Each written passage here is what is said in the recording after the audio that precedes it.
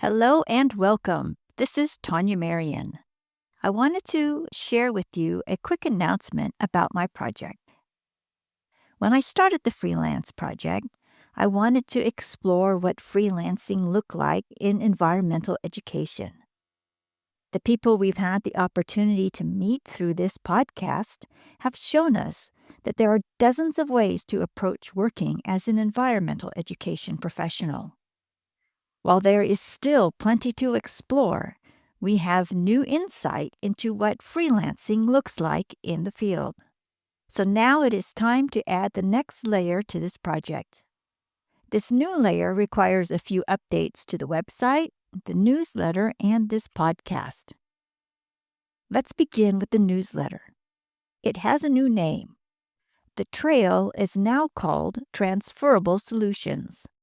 The theme for this weekly newsletter is Environmental Skills Reimagined, and it will take a more prominent role in the project. And what about the podcast, you might ask? It isn't going anywhere.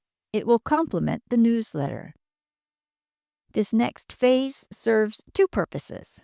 First, it informs how independent professionals can establish a presence in other fields.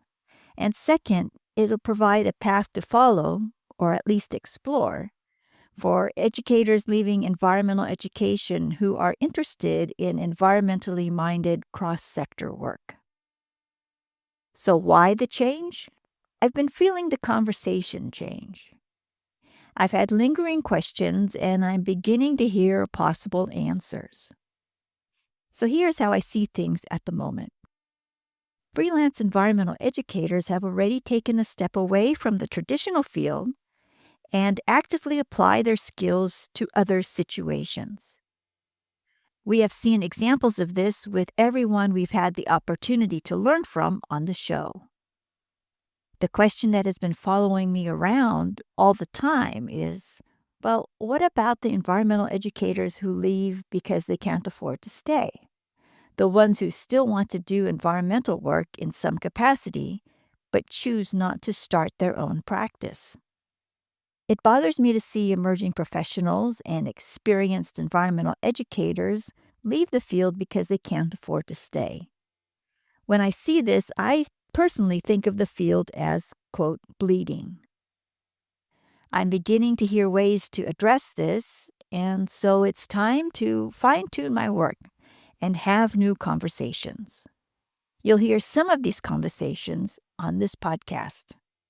I hope you'll join a live conversation one day, be it a virtual one or an in-person one.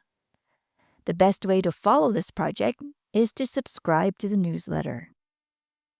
You can subscribe at talaterra.com or click on the link in the show notes. Thank you for your continued interest in this work. I so appreciate your company on this journey.